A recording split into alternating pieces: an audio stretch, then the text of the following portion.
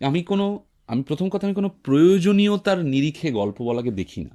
আচ্ছা। আমি মনে করি না anything is important in this world anymore, hmm.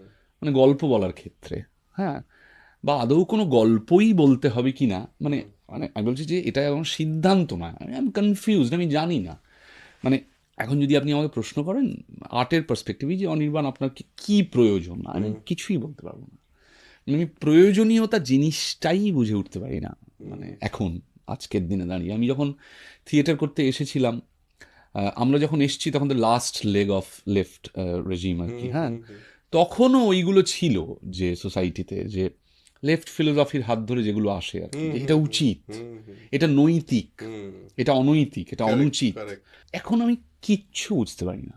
মানে এতগুলো, মানে নৈতিক অনৈতিকতার ডামাডোল, উচিত মানে ঔচিত্য অনুচিতের ডামাডোল পেরিয়ে আমরা এখন বসে আছি।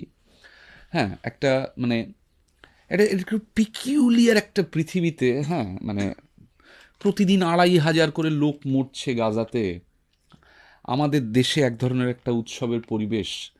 হ্যাঁ, এবং মানে আমি আমি ঠিক কিছু, মানে ঠিক বুঝে উঠতে পারি না আর কি। মানে হ্যাঁ, মানে সামাজিকভাবে শোক কি, সামাজিকভাবে স্মৃতি কি।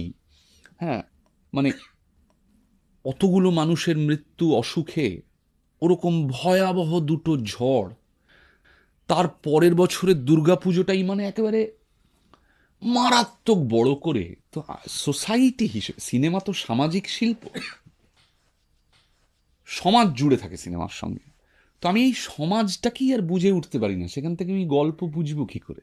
মানে আমি মনে করি না যে সিনেমা সিনেমা কোনো একটা মানে প্রয়োজনের কথাই বলবে বা বলবে, কিন্তু সমাজ থেকেই তো একটা গল্প উঠে আসবে সিনেমার। কারেক্ট। ভেরি একটা ব্লারি আন্ডারস্ট্যান্ডিং এর মধ্যে দিয়ে আমি যাচ্ছি